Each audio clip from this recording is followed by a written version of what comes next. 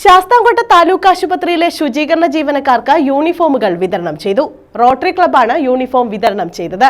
Club president Sajith Kumar ഉദ്ഘാടനം ചെയ്തു. ശാസ്താംകോട്ട താലൂക്ക് ആശുപത്രിയിലെ ശുചീകരണ ജീവനക്കാർക്കാണ് ലോട്ടറി ക്ലബ്ബ് യൂണിഫോം വിതരണം ചെയ്തത്. ക്ലബ്ബ് പ്രസിഡന്റ് സജിത് കുമാർ ഉദ്ഘാടനം ചെയ്തു. ആശുപത്രി സൂപ്രണ്ട് ഡോക്ടർ ഷഹാന ഏറ്റുവാങ്ങി. റോട്ടറി ക്ലബ്ബിനോട് ആവശ്യപ്പെട്ട് വളരെയധികം തുറന്ന മനസ്സോടുകൂടി ഒറ്റ റിക്വസ്റ്റിൽ തന്നെ അവരത് നമുക്ക് സാധീകരിച്ച് തരികയും ചെയ്തിരുന്നു. അപ്പോൾ ഈ പ്രോഗ്രാമിൽ ഞങ്ങളുമായിട്ട് സഹകരിച്ചതിന് റോട്ടറിയോട് ഏറ്റവും അധികം നന്ദി രേഖപ്പെടുത്താനായിട്ട് ഞാൻ ഈ അവസരം ഉപയോഗിക്കുകയാണ്. തുടർന്നും ഹൈജീൻ്റെ കാര്യത്തിലും അതുപോലെ തന്നെ മലിനീകരണം, പരിസ്ഥിതി ബോധവൽക്കരണം ഇത്തരം വിഷയങ്ങളിൽ ഒരുമിച്ച് ചേർന്ന് പ്രവർത്തിക്കുന്നതിന് റോട്ടറിയോട് ഞങ്ങൾ സഹകരണം ആവശ്യപ്പെടാൻ കൂടി ഈ അവസരം ഉപയോഗിക്കുക.